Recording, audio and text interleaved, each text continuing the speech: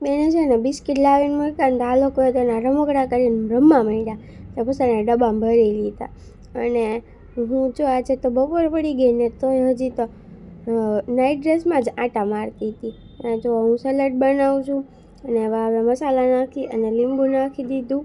અને બેન છે ને હવે માથામાં મહેંદી નાખે છે પપ્પાના માથામાં.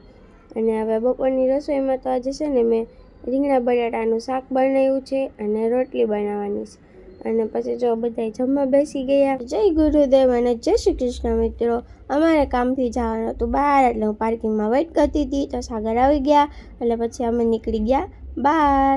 તો પછી જો અમે રસ્તામાં પહોંચી ગયા. અને આજે તો હું દુપટ્ટો લઈ જતા ભૂલી ગઈ હતી. બપોરે નીકળ્યા હતા એટલે તડકોય બહુ લાગતો હતો, બહુ તડકો લાગ્યો. પછી જો હું સાંજે ઘરે આવ્યા. સાંજે આજે બનાવવાની હતી પાઉંભાજી, એટલે હું પછી બધું કટિંગ કરવા માંડી. પહેલાં કોથમીર કાપી લીધી ને પછી ડુંગળી ને પછી ટમેટાં, કેપ્સિકમ એ બધું ઝીણું ઝીણું ચોપ કરી નાખ્યું. અને પછી ઓઇલ અને બટર ગરમ કરી એમાં કાંદા એડ કરી દીધા.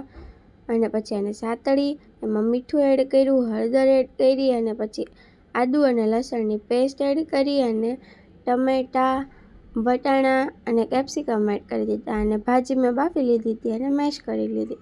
ત્યાં બેનની છે ને બહાર ગયા હતા તો ત્યાંથી આવી ગયા તો જો પાછું પ્રિયા આટું કાંક લઈ આવ્યા હતા. અને પછી એમાં બધા મસાલા કરી લીધા. અને એમાં પાવભાજીનો મસાલો અને ભાજી બાફેલું પાણી હતું એ એડ કર્યું. અને આ ભાજી એડ કરી દીધી. ભાજીમાં મેં રીંગણ, દૂધી, બટેટા, કોબી એ બધું બાફ્યું હતું. ને પછી જો ભાજી બની ગઈ એટલે લીંબુ એડ કરી દીધું ને કોથમીર. ને પછી પાઉં શેકી લીધા તેલમાં, વચ્ચે ભાજી લગાવી દીધી, પાઉંને કટ કરી અને એ રીતે પાઉં મસ્ત ક્રિસ્પી શેકી લીધા. એટલે રેડી.